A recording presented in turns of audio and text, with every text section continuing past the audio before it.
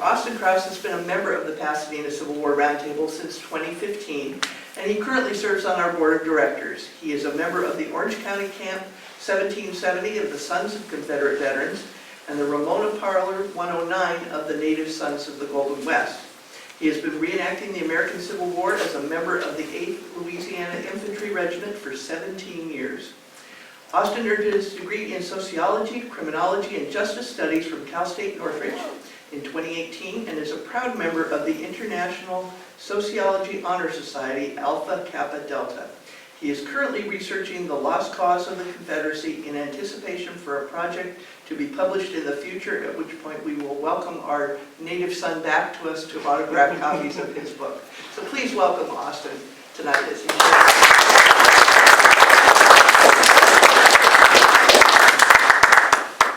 Thank you, Janet. Good evening. Thank you, everyone, for coming out. It's a beautiful night tonight. So, I want you to picture this. It's a balmy late summer afternoon. You're walking down the streets of Richmond, Virginia, the former capital of the Confederacy. There's a slight breeze in the air. You're walking along famed Monument Avenue. It's the Grand Avenue of the South, as people call it. You see Jeb Stuart, you see Stonewall Jackson, Robert E. Lee, Arthur Ashe, and you come across a man on a pedestal. He's the only one on a pedestal. Everybody else is on a plinth, everyone else is mounted up on a horse. He's on a pedestal. Around him is a colonnade of 13 columns, with a Doric column 62 feet high standing behind him, with a lady pointing up to the heavens. The Jefferson Davis Monument stands before you now. The Davis Monument was the third monument that was erected on Monument Avenue. It was also the monument that was placed right in the middle on Monument Avenue. So it starts with Jeb Stuart and goes all the way up to what's present day is Arthur Ashe. Jefferson Davis was right in the middle right there. This is what the monument looked like. That's the Doric column right there in the center. The colonnade that surrounds it. You have the statue of Davis, the column that he's standing on, plaques, and then you have wording and seals all throughout the monument. It was situated right in the middle of the intersection of Davis Avenue, named after the president, and Monument Avenue. This is what the close-up of it looked like. On the right there, during Memorial Day ceremonies, there were stands on each side to help support flags that would flank the former Confederate president's statue. So where do we start? Where's Richmond at exactly? So Richmond, Virginia, or RVA as the locals call it, is situated in the central part of Virginia. It's the capital of the Commonwealth. It is a city of approximately 400,000 people. It was founded in 1617. It's one of the original cities of the United States, original settlements of the United States. Richmond is situated on the James River, which is a 107-mile-long river that starts from the Atlantic Ocean down by Norfolk in Virginia and goes all the way up past, up into the Blue Ridge Mountains. Richmond, of course, as is known today, was the second capital of the Confederacy, serving in that capacity from February 1861 all the way to April of 1865.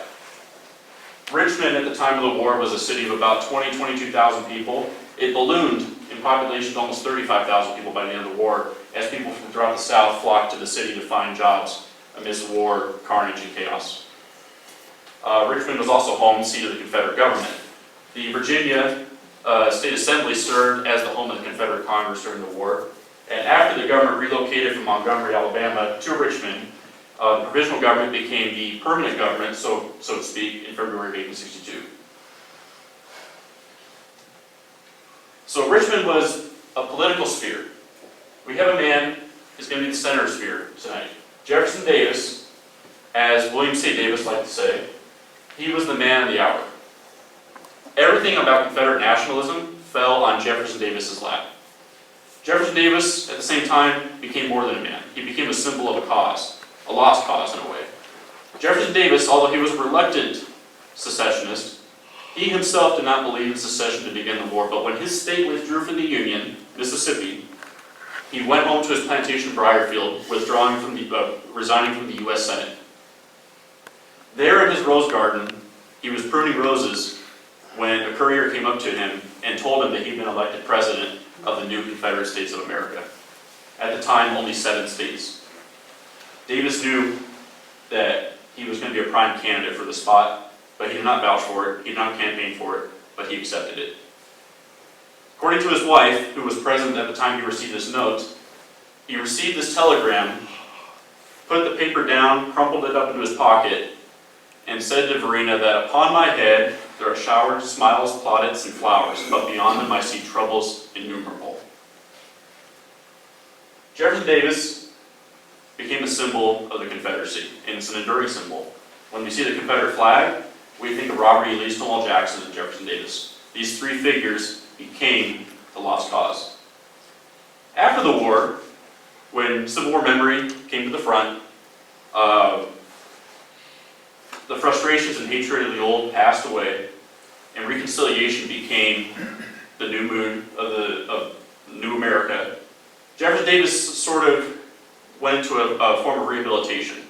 His image, although during the war he was harshly ridiculed by his own, by his governors, by his Congress, by his statesmen, by many soldiers, Davis kind of sort of reconciled. He became a sort of rehab figure. He became a martyr of the cause. Along with that, we have Jim Crow and civil rights in America. After Reconstruction ends in the South in 1877, you have, for people of color, for African Americans in particular, you have a second-class citizenship that arises, where people experience subjugation, prejudice, and oppression. Along with this mood, you have the other flip of the coin. You have reconciliation and union.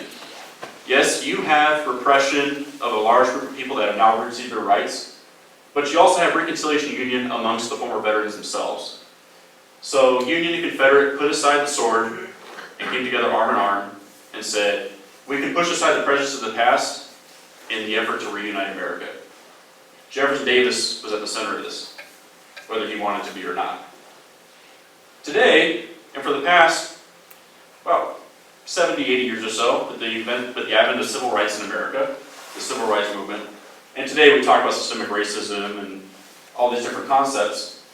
Again, we have Jefferson Davis at the center of it all. How should we define and commemorate heritage, especially Confederate heritage? Is Jefferson Davis a scapegoat? Is he someone to celebrate, or is he someone to hang? This is where we come. Where are we today? 21st century interpretations and values, and what is the future of Jefferson Davis and his icon? So a little bit about Jefferson Davis. Jefferson Finis Davis was born June 3rd, 1808 in Fairview, Kentucky, and he died December 6, 1889 in New Orleans. He attended West Point Academy and he graduated class of 1828, sixth in his class. He became a lieutenant. He served in the Mexican-American War with distinction. He later became United States Representative for Mississippi. He was one of the founding regents of the Smithsonian Institution. He also assisted with the U.S. Capitol building design in what he termed a Temple of Liberty. He served as Secretary of War under President Pierce. He later became the U.S. Senator of Mississippi, and this is his last capacity in the United States government before he resigned, going home to his plantation and accepting the role as the provisional president of the Confederate States and eventually the first and only president of the Confederate States of America. So as I said before, there are troubles innumerable. The country is splitting over the issue of slavery, sectionalism, states' rights, and expansion west. Mississippi, of course, is right here. It was the second state to secede from the Union. Jefferson Davis himself, as I said before, he was not a fire eater, he was a moderate. He called himself a national Democrat, not a Southern Democrat. He did not believe in secession. He thought secession would be ruined. But when his state withdrew from the Union, he felt there was only one obligation necessary, and that was to his home state of Mississippi.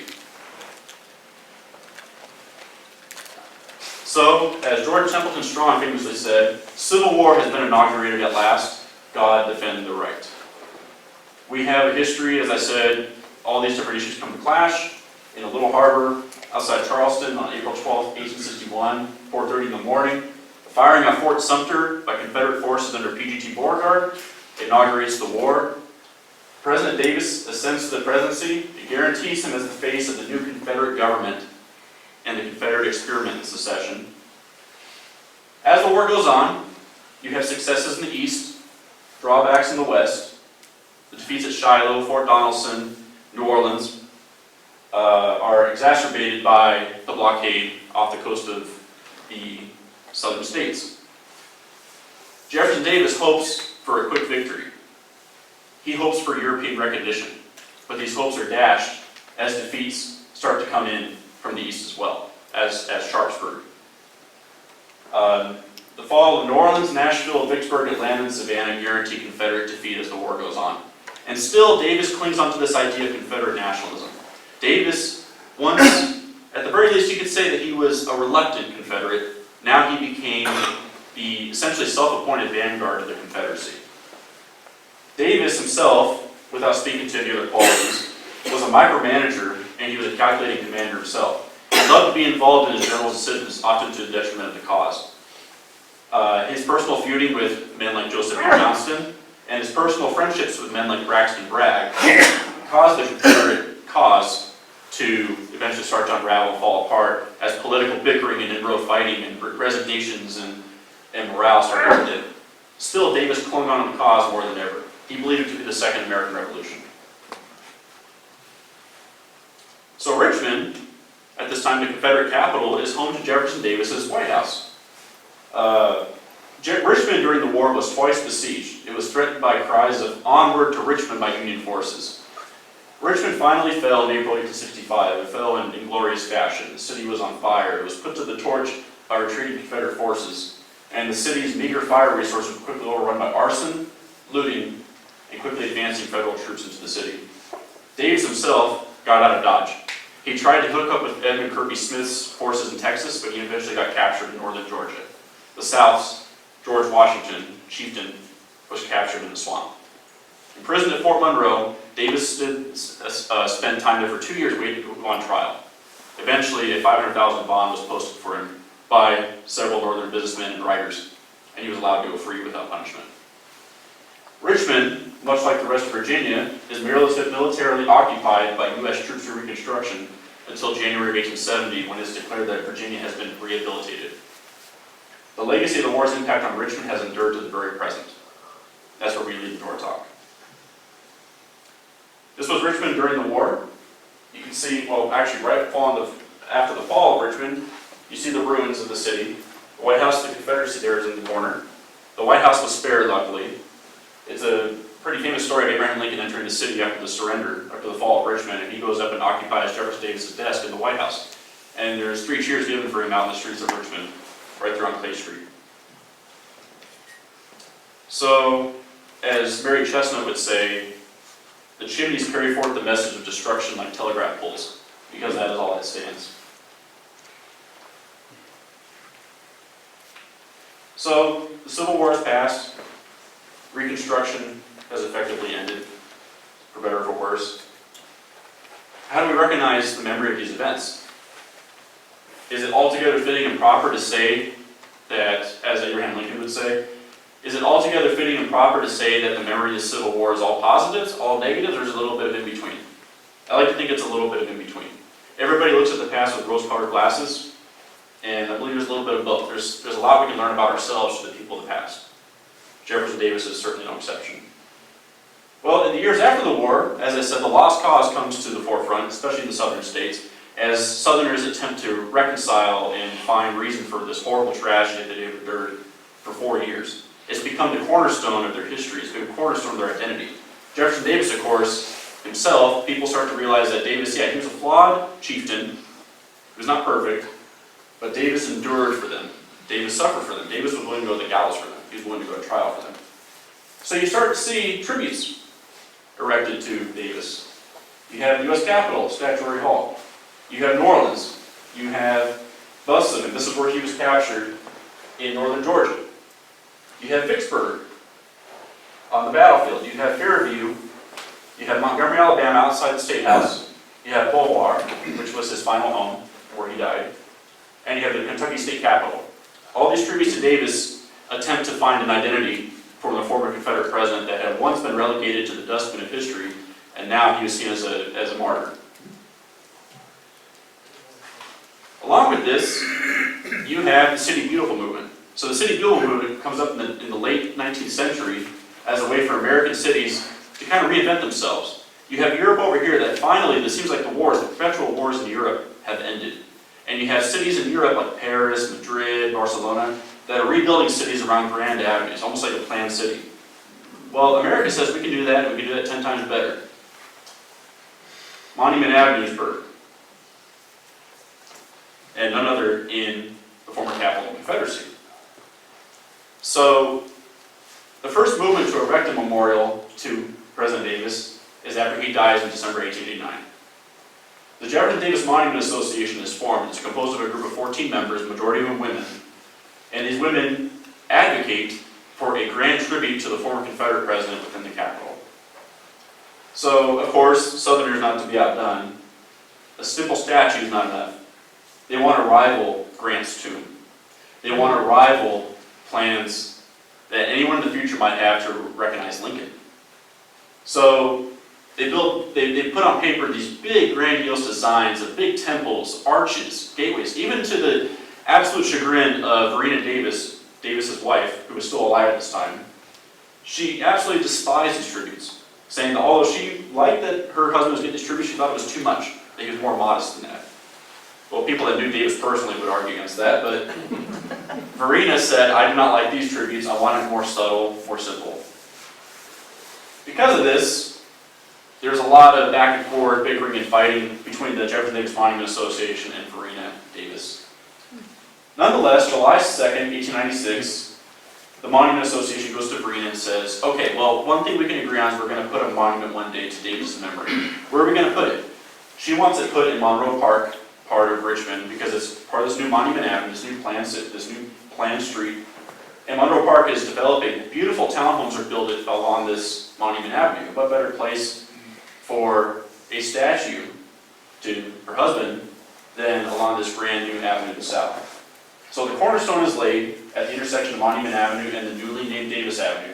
Parades, a Masonic prayer, and speeches are delivered at this cornerstone laying. In the meantime, you have movements for other monuments going up, for other Confederate leaders. You have Stonewall Jackson, which will come later on, Jeb Stuart, which was the final monument that was laid. Actually, that monument was dedicated at the same time as the Davis Monument was dedicated in 1907. It was on the same week. So it was quite a fanfare that week. You have Matthew Fontaine Maury, who was one of the founders of what later become NOAA, and you have Robert E. Lee. Robert E. Lee, of course, is the capstone to the entire Avenue project. So the Jefferson Davis Monument Association realized that they need to raise a lot of money to get these plans into gear. Everything costs money. So they start funding programs and souvenirs. They start raising money through the sale of calendars, through books, through medals. They realize that, yes, people love to give money, but they love to get something in return. They love to show something that for their givings. It's not enough just to give to charity. You want to have something you can put on the wall, something you can keep, a keepsake. And the women of the South are very smart about this. So they start designing souvenirs and ribbons for donors to this grand project that's underway. However, within 3 years, so we're going on to 1892, 1893 right now, only about $13,000 is raised. The proposed Davis Monument, of course, you get a lot of influence from Grant's tomb here, was estimated to cost about $200,000. They were well short of the goal. So they did nothing. For a year, the plan sat, the cornerstone sat on the intersection of Davis Avenue, Monument Avenue, Richmond, and nobody knew really what to do. So the Monument Association went to Verena and said, hey, we know you don't like grand tributes, so instead let's build an arch. An arch, just like they built outside the battlefield at Vicksburg the year prior. Let's build a grand arch to your husband, welcoming all the visitors to our grand city. Verena said, no, it's too much like a mourning column and less of a elevation. It's less of a tribute and more of like a cemetery is what it reminded her of. So they discarded that plan. Then they came up with this idea, let's build it some sort of like a colonnade with a column in the middle. The only problem with that is that they didn't have the granite in the South, which was still fairly impoverished at this time, reeling from the Civil War. It's 30 years after the Civil War. Still didn't have the money to be able to bring in all this marble and concrete, and didn't have the manpower, the expertise to be able to erect something like this. This was very elaborate. This wasn't just putting someone on a pedestal, essentially. This was building a grand sort of a grand sort of project for one person. Well, there was one person that could be tasked with this job, Edward Valentine. So Valentine was tasked with drafting the core work behind this memorial. They gave him the plans for this colonnade, and he said, you know what, I can do it. I just need a couple experts behind me, and I can do it. I can procure the marble, I can procure the concrete, I just need the time and the effort. He was a sculptor behind other previous lost cause memorials, so he had a vested interest in this. His brother had told him that you could make a lot of money here in Europe, because he lived in Europe at the time. You could make a lot of money here if you sell out your projects to Southerners, because at the time, you have the lost cause movement. It's at full bloom at this point, in the 1890s. And his brother had told him, saying, you know what, you can make a lot of money off of this, get us out of debt, because he was in a lot of debt, by financing these projects and selling them to Southerners. So he got behind it. His first major project, of course, was the recumbent Lee, which is at Lee Chapel at Washington Lee University, where Lee is entombed. He's entombed underneath the chapel. With his works done, he became kind of a figurehead in the South, kind of a famous foreigner in a way, where people knew that they could go to him, commission him for projects, and he would come out with some really nice designs. The lure of home and family returned him to Richmond. He knew that projects like this, working on Monument Avenue, because he worked on all the monuments on Monument Avenue, he knew in order for him to complete these commissions, he had to be in Richmond. He could not be in Europe and ship the items back and forth across the seas and where they would get damaged. So he came to Richmond, rented out a boarding house with his wife, and along to Richmond, he understood that this was a city that needed art. It needed some sort of life breathed into it. It was still reeling from the war. It's going on 30 years now. Funerary adornments for the dead abounded, so he had quite a market. So Valentine said, let me take over the work. He took it away from the Monument Association he took it away from the women, and said, you know what, I want to take over this, I want to build this project. He took a portrait that Verena Davis had, sculpted a marble, it was marble with bronze cast, sculpted in his likeness, and spent almost 8 months doing it. 8 months in his makeshift shed, essentially, that he had on the south side of Richmond, in the Chamberlain district. I might also notice here, this was him later on in his life, he sculpted a copy of Vindicatrix, which was the lady who was on top of the Doric column that's behind Davis. This was his favorite part of the whole monument. And there was a Richmond native woman that he particularly liked. There's some talk maybe he might have an affair with her, but he sculpted her as his cast for the lady. Well, time's going on, it's still a prolonged process. Valentine's working on his project, but there's still funding shortages. Due to economic hardships caused by bank panics in the late 1890s, the monument's construction took over a decade to finance. Plans were reevaluated based on the available funds and construction methods, and Valentine recommended his changes versus building the grand arches, and so they stuck with the colonnade design. The Jefferson Davis Monument Association lacked the capacity to furnish the monument. Eventually, in 1899, by the turn of the century, they turned it over to the 5-year-old United Daughters of the Confederacy, who agreed to take on the project and hire Valentine full-time for his work. Construction resumed, and the memorial was eventually topped out and completed for dedication in June 1907, on what would have been Davis's 99th birthday. The total cost of the monument, versus being hundreds of thousands of dollars, was a relatively humble $77,500, all of which was privately financed. Roughly equivalent to about $2.2 million in today's money. These are all the receipts from all the different states that donated money to the project. You can see by 1902, there was about $44,000 raised. So the UDC was very successful. They leveraged their political power that the Monument Association lacked, and they went nationwide, and they found a lot of support nationwide. That was the sketch drawing that Valentine drew up as his final plan, and then he got to work. So the monument's been completed, it's shrouded in drapes, and all that's left is a party. A tribute to the South to the memory of President Davis. That's the headline of the Richmond Times-Dispatch on June 1st, 1907. So, before we continue, we'll go back and look back at the monument. This is what the monument looked like at nighttime in its completed form. It's Vindicatrix at the top, the lady that I was talking about.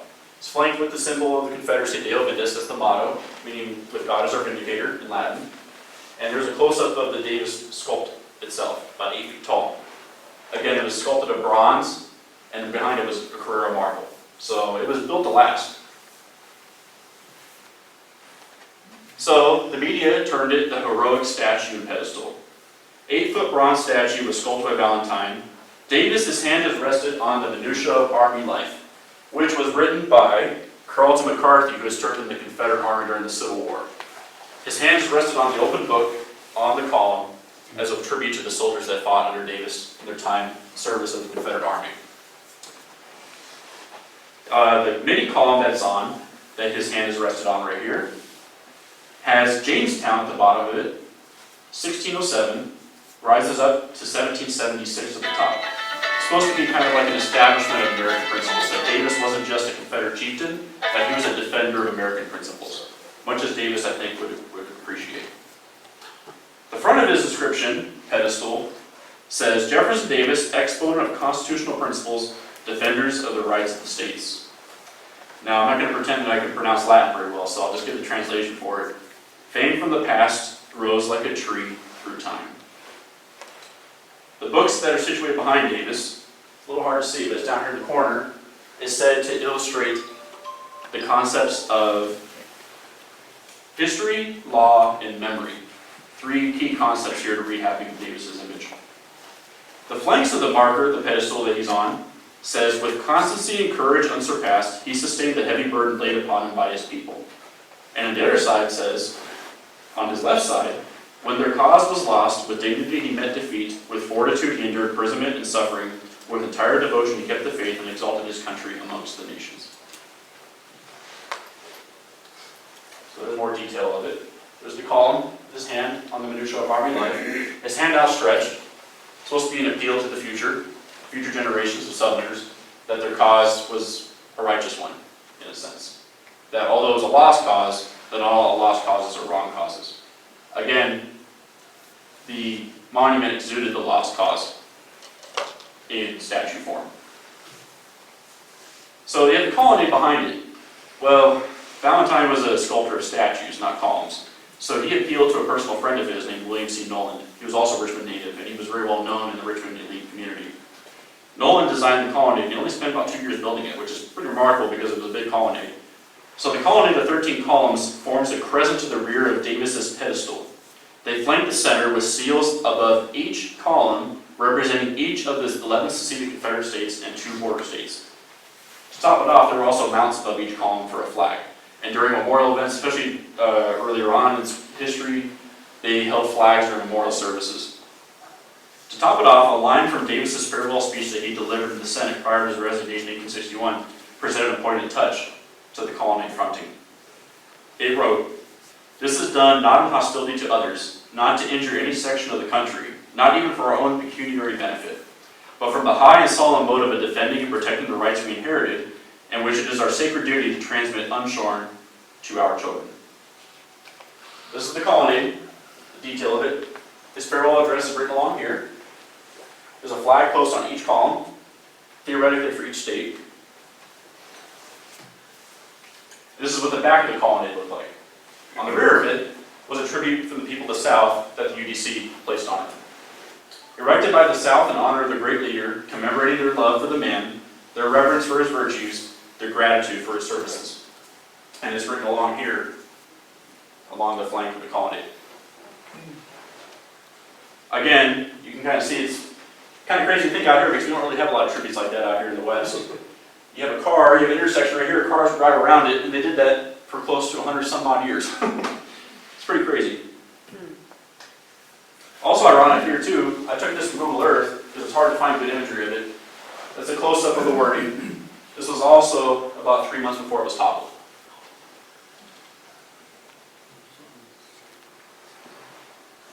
So, on the top of each column, so you have the colonnade, and it ends kind of like, think of it as like a fist.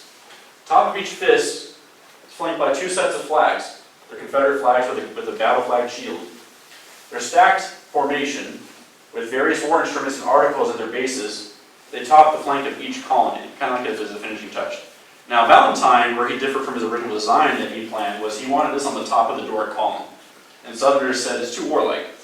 Although we appreciate our Confederate dead, we don't want to instill feelings of hostility again, in a way. It's that idea of reconciliation, right?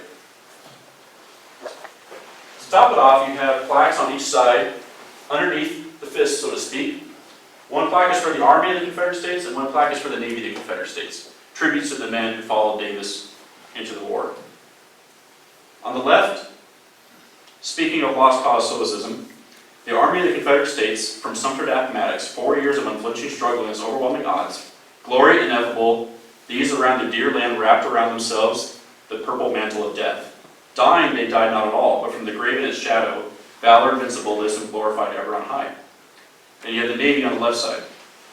Giving new examples of heroism, teaching new methods of warfare, who carry the flag of the South to the most distant of seas. If to die nobly be ever the glorious, proudest glory of virtue, this of all men has fortune greatly granted to them. For yearning with deep desire to clothe their country with freedom, now at last they rest full of an ageless fame. Then to top it off, at the top of the column, you have Vindicatrix. She was a female bronze statue, 67 feet tall on top of the column, reading Pro Eris et Facis, for hearth and home, Pro Jure Civitatem, which is for the rights of the states, and of course you finish off with Deo Vindes.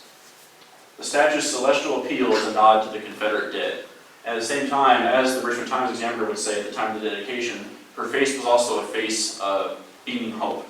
And northern newspapers criticized it as a face of doom, because they said, much like the lost cause and they're dead, her appeal to heaven is moot, because she's standing over a pedestal of treason. Locals called her Miss Confederacy. Designed by Valentine, he recruited Richmonder Mary Pattison, who was 27 years old. Her finger held high, she became the embodiment of the allegorical Southern womanhood, seeking vindication for the loss of the South. So we go back to June 1st, 1907. A grand reunion is planned for the unveiling of this monument. Monument Avenue is nearly completed. You have the Lee Monument placed, plans for a Stonewall Jackson Monument, and you have Jeb Stuart down the way, down by Virginia Commonwealth University, that's also shrouded up. We need a big party for this. So, medals are given out, veterans are invited, train tickets are passed out for free to veterans, members of the United Confederate Veterans. Members of the United Daughters of the Confederacy show up, they plan this big elaborate gathering. 100,000 people, still a record to this day for Virginia, attend this week-long ceremony. The monument is dedicated on June 3rd, on what would have been his 99th birthday. Speeches are given by Robert E. Lee Jr., Stephen D. Lee, John W. Daniel, and relatives of Verena Davis, the former president's wife. Speeches exalted the lost cause and took quite attitudes about the Civil War, reconciliation, race, and state sovereignty. The entire monument typifies the vindication of Mr. Davis and the cause of the Confederacy for which he stood before the world. Again, 100,000 people attended this reunion. So some pictures from this reunion. It's hard to find photos online, because a lot of them are in private collections. But this one right here is from the Richmond Times-Dispatch. See all the people gathered, here's the monument that's just been unveiled. And you see the townhomes at the time were still being built and erected and placed up. So people, it was hot real estate at the time. So this was also seen as like a real estate venture. Bring these people in, bring some money in with them, maybe we can sell some homes, maybe we can expand Richmond. Kind of like a rehabilitation of Richmond itself as a city. This was the cover of the Times-Dispatch. And this is a fairly famous photo of the Ellis Trio, as they call it. It's two brothers and a house servant and a body servant that go with them to war. They have all their pictures taken with these ribbons at this reunion dinner. And then, of course, in the bottom right corner, the UDC and the UCB sold souvenir medals. I have a couple up here if you're interested after the talk, check it out. These medals were helped to put towards financing and paying back on loans that the UDC had taken out to finance the monument's building. Southerners believed that they had a history and a way of life to protect. The 1907 reunion reinforced the notion that the South had fought the good fight for a worthy cause. The painful cost of war shrouded in fond remembrance and pageantry-filled celebration. As the Times-Dispatch would note, writers of fact and fiction delight to say and sing of the thin gray line which is slowly fading away. But to those privileged to watch the many commands of old soldiers, the gray line seems anything but thin, and the evidences of fading away are entirely lacking. It is a sight to stir the hand and warm the heart. The South had been vindicated. Well, for a percentage of the population.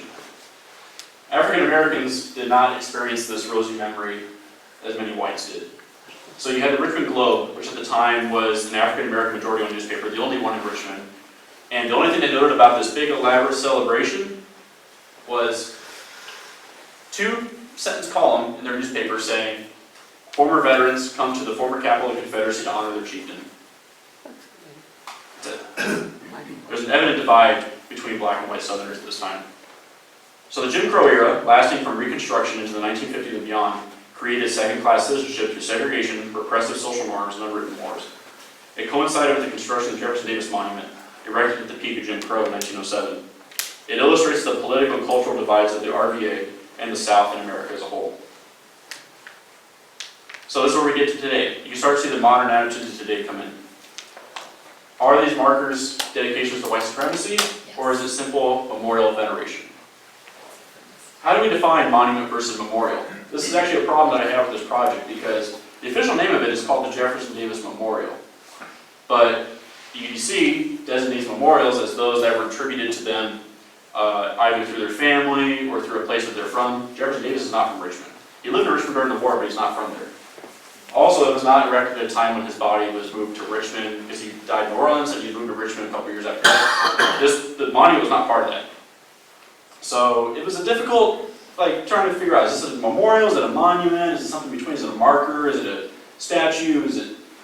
So the very definition of memorial versus monument comes into question. Now, the purpose of a monument. Who determines a monument's public purpose? Was it the architects at the time? Was it Mr. Valentine? Was it the UDC who helped fund it? Was it the subjects, Jefferson Davis himself, even though he was long gone at this point? Or does it adapt and evolve? And is it today's society of, as Alexander Stevens would say, the reviewers and the observers? Is it up to them? Is it up to us? As historians, we must acknowledge the correlation of both.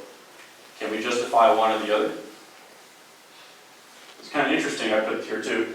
Lynchings in the South, this is between 1890 to 1950, strongly correlated with Confederate symbolism, iconography, and statues in the South. And on the right, you also have history of Confederate monuments up until 2010 when they were erected. And the Jefferson Davis Monument was erected right along here, near the peak of Jim Crow. To separate one from the other, can't do that. We have to acknowledge both. So with that in mind, let's go back to 1907. The monument becomes a place to reflect, elevate, and debate. Monument Avenue serves as a gathering place for Memorial Day observances every year. Not just National Memorial Day, Decoration Day, but also Confederate Memorial Day, which is celebrated in June in Virginia. The UDC, the UCB, the Sons of Confederate Veterans, and their auxiliary groups all host events to celebrate Davis and the Confederate cause and the lost cause over the years. But there's also some scattered debate, especially during the Civil Rights Movement and after that. During the latter half of the 20th century, the city of Richmond starts to appoint committees to serve on boards to try to contextualize Monument Avenue. Monument Avenue is still a grand avenue, but there's obviously some controversy. With the flag, with the statuary, with the groups, with the history. Richmond cannot separate its dark past from the grand city it wants to become. Still, on a lighter note, there are Easter parades. Every Easter, there's a parade all the way starting from Arthur Ashe all the way down to Jeb Stuart. It's about 2.2 miles, all the way down Monument Avenue. Thousands of people would take part. They would dress up. There were St. Patrick's Day events. There was marathons. There was the Monument Avenue Go, which would happen every year. And it was a fundraiser that would help go towards Shriners Hospitals and funding for Boy Scouts. A lot of local charitable good ventures.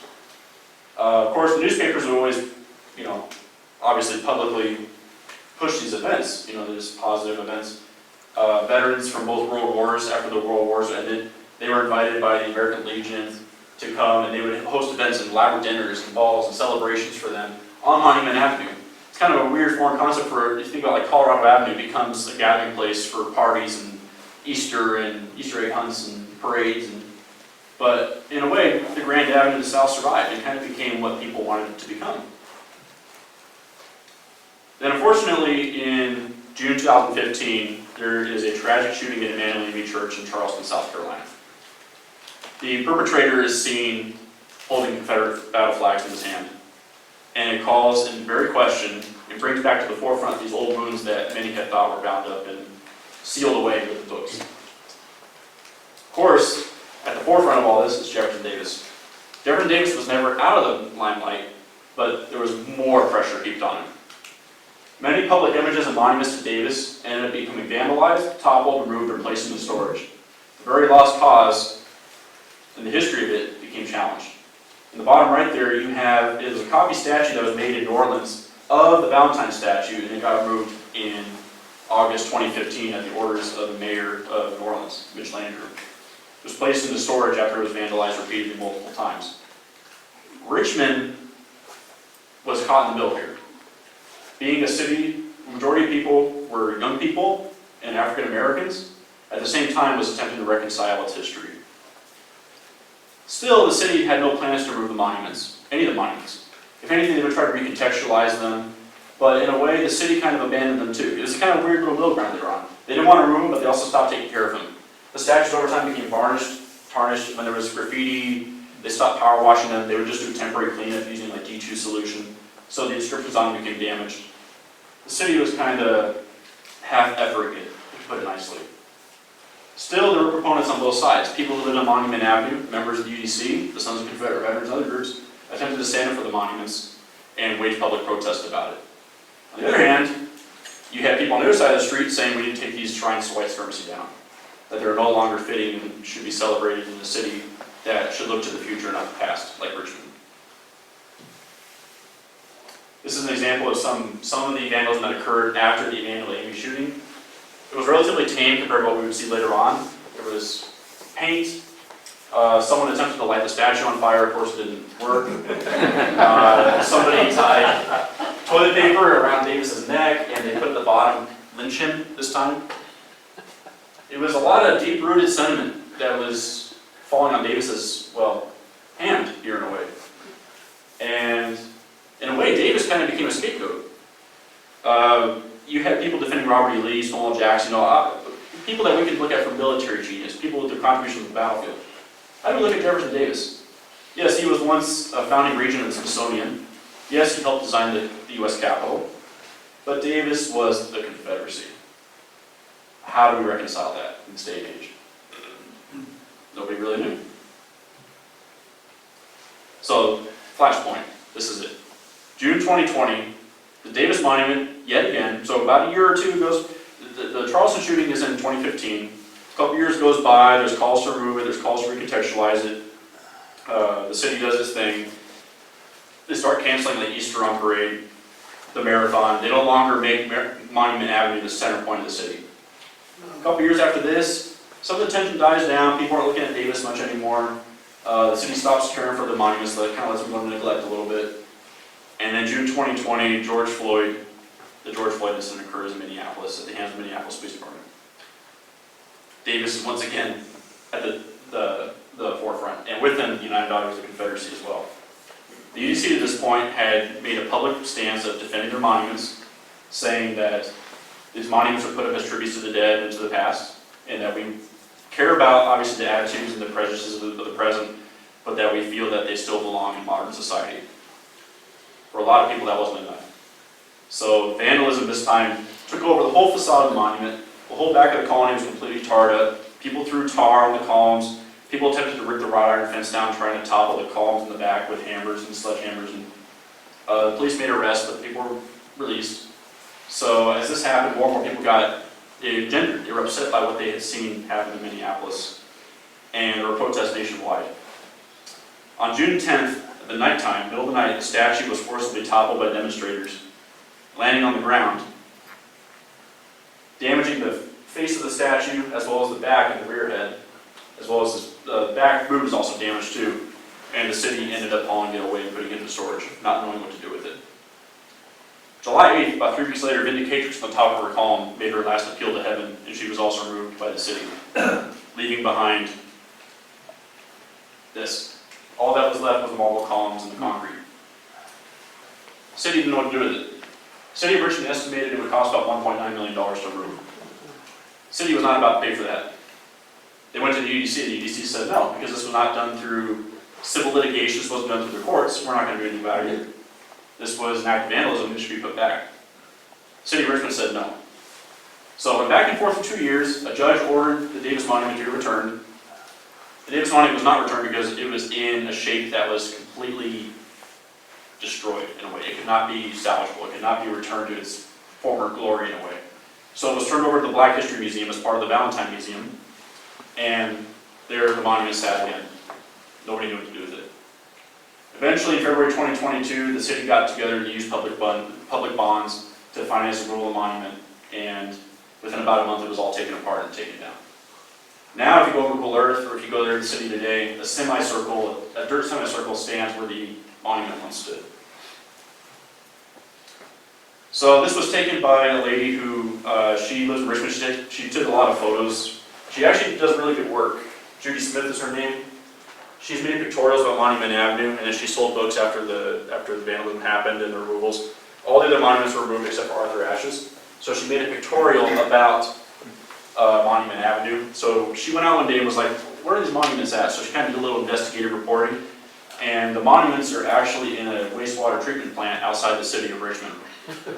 Kind of half covered up, but the winds blew it off, and they don't really know what to do with it.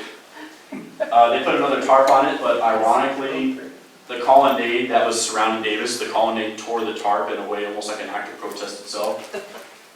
So the city doesn't know what to do with it, so it's just kind of weathering away in this field outside the city of Richmond. The granite pedestal, vindicatrix, iron gate, flanking cannons that were on the other side of the street, marking the defenses of Richmond at the time of the war, all sit there. Nobody knows what to do with it to this day. The family of Mary Pattison, who was the female figurehead of Vindicatrix, wanted Vindicatrix. They actually reached out to the city saying, hey, if you plan to take her down after Davis was removed, before the city took down Vindicatrix 3 weeks later, they said we would like to have her because she was sculpted in the image of our ancestor, great-grandmother. And the city said no, because it's not a work of art. So the family is not entitled to have it. That although it belongs to the city, we're not going to attribute it as a work of art. It was a very fine line that Richmond was walking here because obviously they were afraid of protests and rioting and public sentiment against Davis had grown so strong at this point. Well, a little bit of positive news, I guess. I remember when this was happening, it was weird news because I've been to Monument Avenue in 2018 with my mom, and walking down Monument Avenue, that's the kind of idea I had. It's like it was a grand avenue. It's like you go down and you see it today. It's crazy. It's very different than it was then. But there was a little bit of news I remember reading about it. About a month after the monument was taken apart, they started sledgehammering, taking down the rest of the foundation of it, but they couldn't haul away in a truck. And they found a cornerstone. And inside of it was the cornerstone. Inside of it was a time capsule. And the time capsule had a little 2-inch hole at the bottom of it, unfortunately. Water had seeped in, damaged most of the contents. But they took it to the Valentine Museum, and the Valentine Museum opened it up. They had an expert panel of 6 people look at it, spent almost a month taking it apart because everything was all fragments and little bits and pieces. Inside of it were books, Confederate money, old manuscripts, and blueprints for the monument that Valentine himself had signed off on. And the next question became, okay, well, the cornerstone was laid in 1896. Valentine didn't start working on it until 1895, and he didn't have any the original plans of the arch and everything. He didn't have anything to do with that. So people realized, they don't know how they did this at the time. In 1903, the UDC, during their fundraising, they had held a private dinner. And at this dinner, they had actually somehow unearthed the cornerstone of the monument without damaging the monument itself, hollowed it out, and put a time capsule in there, and that's where they put all these items, and they had Edward Valentine sign off on it. And in that way, they were able to raise almost $1,000 that night, because all these items were donated, paid for by the patrons of this dinner. And they quietly, without fanfare, put it right back into place where it rested until 2020 or 2022. These are some of the items that were inside of it. This was helped fund the erection of the monument that the UDC was envisioning. A chip of Jefferson Davis's mansion, the White House of the Confederacy. That's what the inside of the time capsule looked like. You can tell it was heavily water damaged. This is part of the Loan Building. So the Loan Building, a lot of the brickwork that was used to help build the monument, Valentine had taken from the Loan Building when they tore it down, the Old Dominion Building. The Old Dominion Building had also helped serve as the treasury of the Confederacy during the Civil War. So it was kind of like a little influence of both. There were receipts that people put in there, clothing receipts, and then there was medals. And there was programs that the various states, southern states and states around the country, including California, when they sent their money donations, they sent these little tributes to Davis. They put them all in this time capsule. So here the Davis statue sits today at the Valentine Museum, appealing to what? We don't really know. Again, as historians, the story is ever changing, right?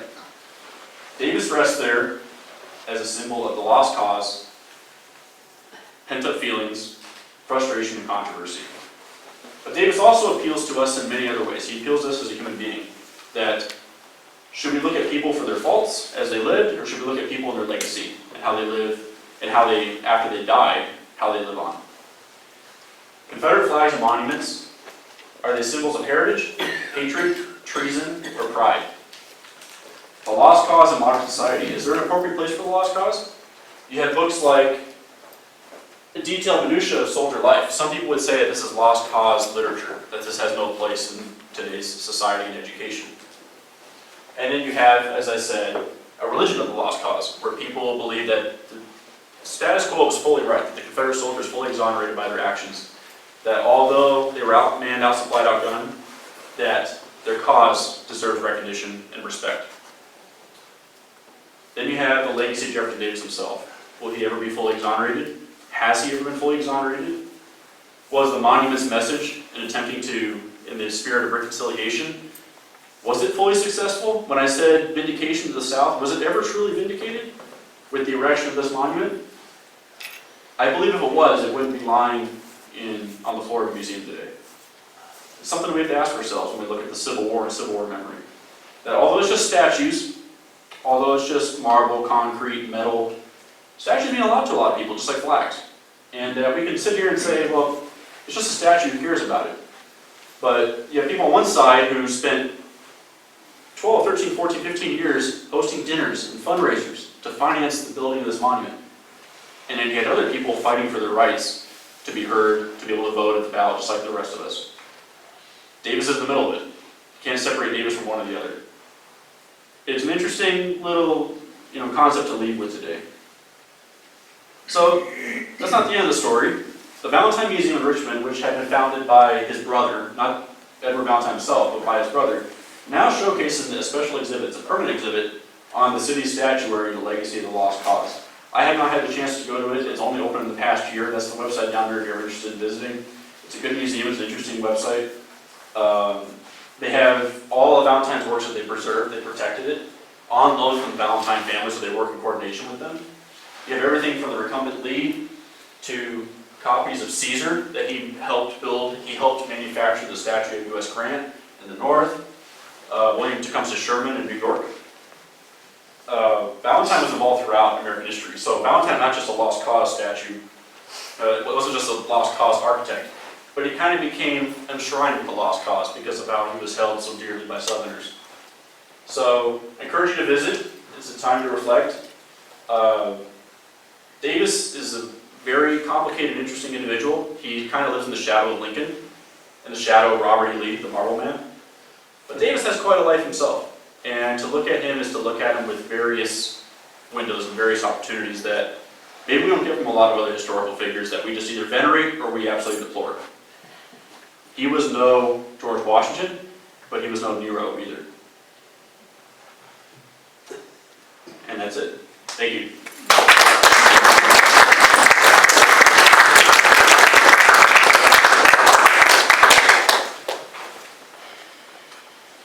Oh, and I thought I would mention just a couple other things too. The time capsule. There was a $2,000 Confederate bond that was placed there. There was a $50 Confederate note. There was the Constitution and bylaws, the Committee for Entertainment of Veterans. There was a souvenir from the Richmond Fire Department that dedicated in 1894, a little piece of the hose that they used. There's a register of the Second Baptist Church, presented by Mrs. J. Taylor Ellison, or J. Taylor Ellison. There's a handbook for the Association of Preservation of Virginia Antiquities. There's a speech on Cuba, which was delivered in 1898, the advent of the Spanish-American War. There's a sketch of the origins of Decoration Day. There's a photograph of a Confederate monument at Jackson, Mississippi, on State House grounds. There's a poem called The Golden City, by a sermon by W.B. Tudor. There's copper inscriptions, there's reunion badges, and Masonic programs. And there's also a prayer that was made at the laying of the cornerstone by the Grand Chaplain George H. Ray, who had been a personal friend and confidant of Robert E. Lee during the Civil War. So it's kind of an interesting sort of items there. Thank you. Any questions? Yeah. You didn't mention it, but wasn't he involved with the Camel Corps here in the West? He was. Yeah, he was involved with the U.S. Camel Corps as Secretary of War. It's kind of interesting. I was just reading about that. The Camel Corps was all the way from the Mojave Desert to New Mexico. And his idea was they kind of had some inspiration from the Middle East, where they thought maybe having camels and they could haul a lot more than a typical horse could or a mule could, as far as supplies and all that. The problem with the camels is they had a lot of attitude. They were very difficult to tame, and they were also very skittish. They weren't like horses. Well, actually, the problem was that the guys who were handling the camels. Yeah, they didn't know how to handle them properly. Yes, exactly. They had a very unique behavior. It was kind of an interesting story. It's kind of cool. I went back to Mississippi this past October, and as soldiers rest in Vicksburg, there's a grave that stands out from the rest, and it's for old Douglas. And Douglas the camel. He had been a member from the Camel Corps. I read about Douglas.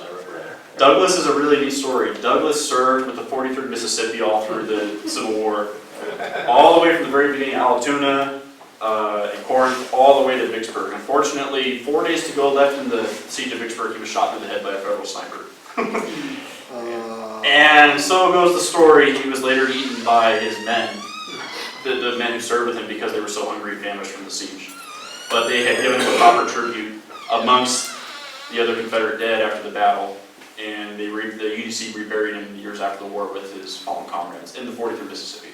And I read that they had revenge on the sniper that did that. Yeah, they did. He was not even liked among the Indian troops for what he did.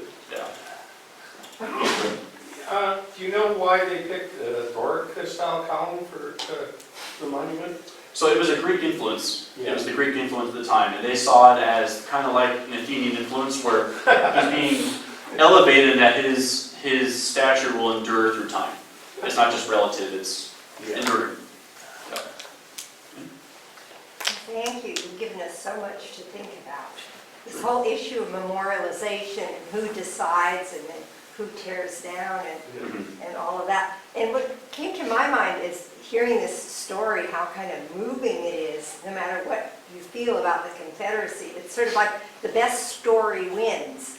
Yeah. And even though the South lost the war, they kind of won the story in a way, or they won a lot of, and I was just wondering kind of what you think about that, like the fact that there's been so many, like California has more monuments to the Confederacy than any state outside of the Confederacy.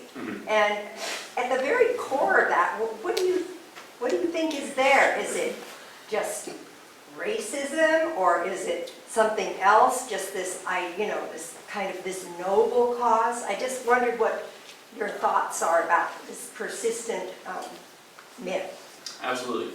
So there's actually a book here that I brought. It's a very good book. It's a good source material for a lot of Monument Avenue and just in general the Lost Cause. It's a book by Gaines Foster. It's called The Ghosts of the Confederacy. So in this book he separates 3 different types of Confederate monuments that arose in the post-war years. You have memorials in cemeteries, which is where Confederate monuments first were erected. And then as time goes on, you have groups like the UDC, the Ladies Memorial Association, the United Confederate Veterans, that start to regain the public sphere. They start to regain power. They return to power because after the war they had lost essentially all power, and the women took it over. And then over the decades, as the decades go along, and the passions of war pass, and reconciliation becomes the national theme, you have Southerners starting to regain the political sphere in their hometowns and states and counties. And so they go from the cemeteries to the courthouses, to the center of avenues, boulevards, and they take the lost cause with them. That, again, this was not a cause that was done in vain. This was a cause that was righteous. This was a cause that, although looked upon by the rest of the country as critical and as a failure, that to us we hold it dear. It's something. It's kind of like a Cato versus a Caesar moment, where it's like, yeah, you got Caesar as Lincoln. He was everybody loves a victor, right? And nobody looks at the losers. But we hold our losers dear because of how the war affected us. And then you have a third one, and that's where it's just purely historical, where you have plaques and you have markers on the highways, on the roadsides, and it's interesting because with cemeteries, it's a very touchy subject because in California, we had a couple here in Los Angeles County, and there was one in LA County, one in Orange County. Those are cemeteries, and they've been removed, either by force or by vandalism. Cemeteries, to me, are off limits for the most part. You have to look at cemeteries as a tribute to the dead. Again, how do we look at these things? Do we look at them like, are they for us as modern society, or are they for the people that are long gone? And quite frankly, are not here to speak for themselves. And that's kind of a personal decision that you have to make. Is a monument for us, or is it for them? Or is it a little bit of both? And does it change over time? If we no longer agree with the attitudes and the feelings that are prevalent on the monument, is it up for us to say, you know, we need to do the right thing and take it down, relegate it to another, whether it's a museum, or put it into another medium where people don't have to see it driving down the street every day? It's definitely a big challenge. It's kind of like, it's hard for me to pick a side because I'm a member of the Sons of Confederate Veterans, but also at the same time, as a young person, I understand that people have felt very strongly about these things. It's not just me, that it's people that I'll never walk in their shoes. I'll never know what it's like to be another person in this country. That they endure things that I don't endure every day. It's a challenge. You have to try to find a balance. I like to find there's something positive behind this, that me walking down the street in Richmond that day, seeing it, it's like, wow, it makes me reflect on the Civil War and its cost in our country. But there were other people that were also saying, I absolutely despise it and I hate it, and I wish Richmond wouldn't be so latched onto the past and we could move forward finally. It's a Is there tough a way balance. to put context in and not tear things down, like to put... So that's been the attempt. The city of Richmond attempted to do that. They put plaques. Other cities have taken away more militant aspects of monuments, like, for example, in Santa Fe, it's not a Confederate monument, but there's a monument to Union soldiers who died in the Mexico campaign and entered the Indian Wars. And part of the inscription, it mentions the valiant Union men who went to war against the savage Indians. And the word savage was chiseled out, and the city of Santa Fe put up plaques and stuff saying, hey, we still recognize our dead, we recognize the contribution Santa Fe has done for the Union and for the Civil War and all that. But at the same time, some of the attitudes here are no longer reflect people of Santa Fe today, and the monument still got toppled in 2020. So I don't know if it's a perfect solution. A lot of people are still not happy with having plaques and removals and etchings and something like this. At the Grand Avenue of the South, Monument Avenue, it's very hard to put a sign up saying, you know what, we recognize Davis, but we also recognize him for Deacon Davis, the president of the Confederacy. Again, Richmond has a very, to this day, just because the monuments are gone, Monument Avenue, all that's left now is Arthur Ashe, and Arthur Ashe was put there as kind of like a reconciliation for the Is he Confederate the only symbolism. African-American on Monument Avenue? That's right. He was at the time the only non-Confederate too. It was Jeb Stuart, Matthew Fontaine Maury, Jefferson Davis, Robert E. Lee, Stonewall Jackson, and then you had Arthur Ashe. Was Arthur Ashe from Richmond? It was, yeah. Just two questions. One, how did Davis get his money for his plantation? And then secondly, you mentioned the $500,000 bond for people in the north. Did they get that money back? He never went to trial? Or? Yeah, so how that worked, I'll start with the first one. He inherited his plantation Briarfield from his brother, Joseph Davis. So Jefferson Davis was born in Kentucky, moved to Mississippi when he was a very young kid with his father and his older brother who he looked up to. His father ended up passing away when he was young, and he always wanted to go in the military. That was his push. Jefferson Davis, he didn't see himself as a student, he wanted to go in the military. His dad, during his life, had pushed him to go to law school, and he didn't do very well in law school. He wrote home saying he missed home, missed being home. So his father passes away, his brother pushes him, hey, his brother's already pretty influential in Mississippi politics, says, hey, I'll get you an appointment at West Point. But first you have to go to military academy. And so Davis, I forget what the school, I believe it's up in Tennessee, if I'm not mistaken, but it's up in the middle South. He goes to this military academy for 2 years, graduates with honors, and he's put in the West Point Academy. After he graduated from West Point, he goes serves the Mexican-American War with distinction, enters the political arena, which was always a dream of his. Then Davis inherits Briarfield, part of Briarfield on what's called Davis Bend, part of the Mississippi River outside Vicksburg. And Davis starts to grow his own crops in an offshoot of his brother's plantation. And Briarfield kind of becomes Davis's pride and joy. Davis, of course, is a big long story with his first wife, Sarah Knox Taylor, who was the daughter of Zachary Taylor. Spends a long time trying to court her. Zachary Taylor doesn't like this guy because he's a problem child. Eventually convinces him, marries her, Within a few months, she dies of malaria. Breaks his heart. He contracts malaria as well because they lived at Briarfield. And for the rest of his life, he survives it, becomes critically ill. He survives, and the rest of his life, he's blind in one eye from it. He experiences recurring illness from it. But Davis, after that, said Davis was a very spunky, fun guy before that. He was fun, he was joyful. After the loss of his first wife, he becomes almost melancholic, very cynical all the time. He becomes a very critical man. I think it almost put him in a nervous breakdown. He was so upset about losing his beloved Sarah Knox. So that's the story with the plantation. As for the bond itself, that was paid out by Northerners such as Horace Greeley. Big time like editors of newspapers that paid for Davis to be bonded out of jail at Fort Monroe and does not go to trial. There's various reasons why they did that. They all had different motives for it. Eventually, over time, it got paid back to them. The courts didn't press the bond, and Davis was never put on trial. So Greeley was a big abolitionist. Why would he have done that? it's kind of the question.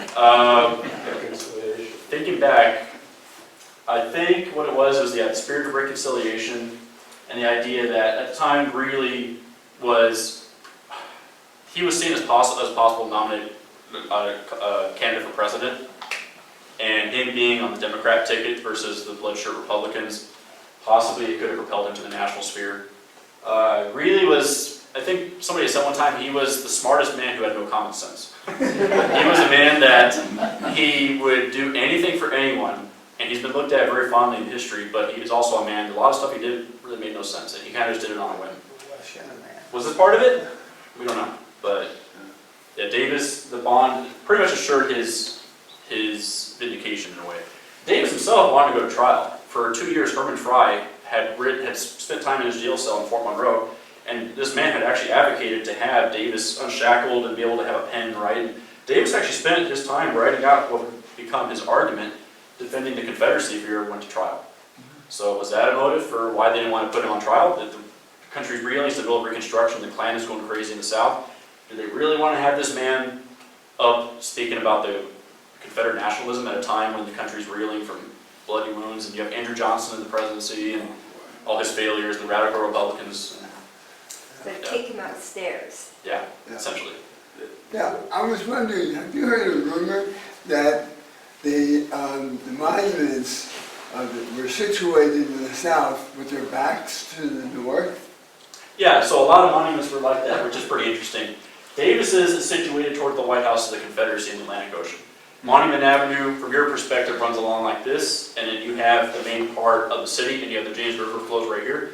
The White House is right here, and his hand is outstretched towards the southeast, and towards what would be the White House. You had many cities around the South, when they dedicated the Confederate monuments, they were faced towards either the South, or they were towards the South, or towards the direction that the enemy had come in, the federal troops had come into the city during a particular campaign or a battle. And they had done that deliberately. It's also kind of interesting to note that Mississippi is the only state where its capital, the top of the capital is an eagle. It's not facing towards Washington. It's facing towards the south. And it was designed like that deliberately when the new capital was built in Mississippi in the 1890s. They didn't want the eagle facing towards Washington because the Mississippians still saw as like it was an act of betrayal from the federal government for what they had done during the Civil War. So a lot of symbolism in tribute. Why wouldn't they be facing toward the west? Because that's what they were really fighting for. In a way, yeah. You look at the campaigns themselves, a lot of them came from the south, and some came from the south, some came from the north, but I think it was monuments became a gathering point for people in the community. That's why they started putting them in front of courthouses, and it became, it was relatable to everybody, young and old. They could see it as vindication towards the south versus towards the north or versus towards a foe in a way. So. Correct me if I'm wrong, so like, I've been to Gettysburg, and I took my dad there, he was a World War II veteran, and we went by and we saw all the monuments there. And of course, my take on it is, it was after the war, right after the Civil War, these monuments were by state, and they were basically northern states, Ohio and Michigan and all that, because the South had lost the war. Yeah. They didn't have the money to make monuments. Am I correct in that? Yeah, that was part of it, absolutely. Yeah, funding, like I said, it took 15 years to build it. In reality, why would it take 15 years to build this? $77,000. Part of it was Southerners, they wanted the biggest, most elaborate designs, and they didn't have funding from the federal government, of course, to build these. They wouldn't build tributes like these to Confederate soldiers.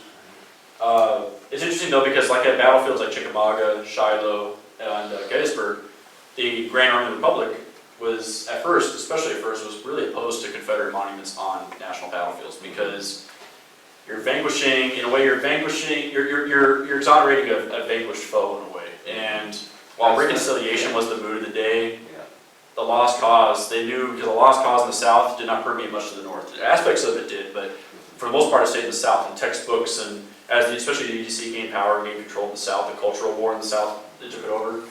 The GAR knew that, and they did not want that in Ohio textbooks. They didn't want their grandfathers called into question, and their fathers, their sons. And part of that was, even monuments at battlefields, it was a controversy, and over time people realized, hey, this is the Veterans Association, the descendants.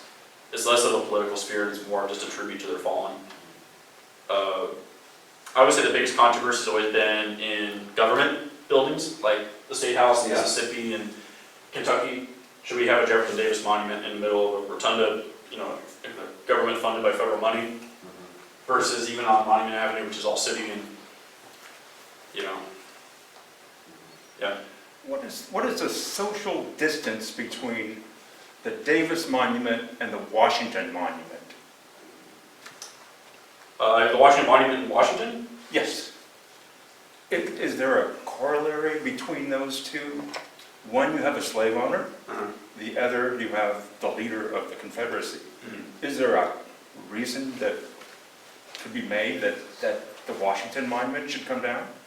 I don't know, because Washington's his contributions to the United States.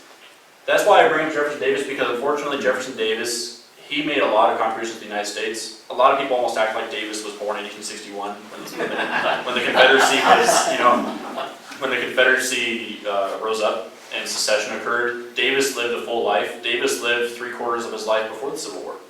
And he had fully given his all towards this idea, this union, this United States, this concept of democracy, while also owning 80 to 100 people in Briarfield. And it's one of those things that we look at. His concept of liberty, he wrote down in a letter to John Calhoun, who was, of course, Vice President and Senator of South Carolina, the fire eater, saying that, because at the time they were designing the last years of Calhoun's life, they wanted to design a brand new Capitol, U.S. rotunda for the U.S. Capitol building. And Davis was the regent behind that. He wanted to help design it, and he called it the Temple of Liberty. While also, Washington at the time, half its population was enslaved. So it's a duality we look at here. It's everything with the Civil War is a duality. Whether it's commanders on a battlefield, you have Grant and John Pemberton at Vicksburg, you have Robert E. Lee and Grant at outside Petersburg, you have Sherman and Joe Johnston. You have dualities, and that's what I like about the Civil War is that it's not something that we should shy away from. Controversies and looking at people in multi-dimensions. It's very interesting because the Civil War is really, even the way we look at the Civil War today, there is a duality. There's one interpretation, there's the other, and we try to find a little bit of a middle ground. Now what bothers me, my personal, is that when it's completely gone and we look at one narrative only about Jefferson Davis. Whether it's we look at him as a hero, as a saint, as a martyr, or we look at him as the absolute embodiment of racism and white supremacy and treason in this country. Because Davis as a man, he was flawed, but Davis was also, within any cause he took on with full embodiment. He became the living embodiment for any cause he was involved in. Whether it was a Smithsonian or as a senator, when he left the Senate, he gave that farewell speech, everybody broke down crying. And there were people at the time, Andrew Johnson from Tennessee, later wrote saying that that was the only time he ever saw men wail and break down and weep. And this was at a time when people were resigning left and right. People were bringing shotguns and canes into meetings of the Senate, and they were saying, I'm out, I'm quitting, don't get in my way, I'll shoot you. And you had Davis standing up there saying, we're not trying to injure you, or we're not trying to ignite a war, but I have to go with my home. I have to go with what I believe is right, constitutionally right. And him walking out, it made people weep because they realized that, hey, the end of our country is near. Like, this is a very real prospect. And these are people who had been political opponents of Davis all his life. And after the war, like I said, they got together and bonded him out. And they didn't want to see him hang from a sour apple tree no more than, Abraham Lincoln. And it's one of those things you look at. Davis, I think, is a little bit of a middle. So. Yeah. Do I remember correctly that Davis's slaves had a lot of affection for him? What was that? Did Davis's slaves have a lot of affection for him? Affection. So it's interesting because, yeah, after the war, I forget his name, he was the overseer. He's pretty famous with, I think his last name was Randolph, he was pretty famous within the Davis family. Jefferson had inherited from his brother, and he was very close to this man, and after Briarfield was taken over by federal forces during the war, it was turned over to the slaves. And the slaves, after the war, built into their own colony. And afterwards, this overseer, he took over the property, he built new buildings, new cottages for the formerly enslaved, the free people. Davis and his family came back and said, hey, we want to get some of our payment back. As the whites came back to power in Mississippi, Davis and his family said, hey, we want to get some of that back. And this man, the overseer, actually allowed Davis and his family to live on the plantation and saw to it that no harm came to the family. And then over time, Briarfield started to fail. There was a lot of flooding in the Mississippi River. The river started to change course after the war. And Davis eventually abandoned it. Joseph Davis died, his brother died, and then Jefferson abandoned it and went south to New Orleans to live with his wife. And kind of held on to Briarfield and let the slaves live there, the formerly enslaved live there. But Davis, in a way, kind of abandoned it. But as for Davis's treatment of slaves or former slaves, there's really nothing that says that he was ever brutal or nasty with the people that were living at Briarfield. So it's an interesting paradox, you know? Yeah. Yeah. Thank you. Thank you. Thank you.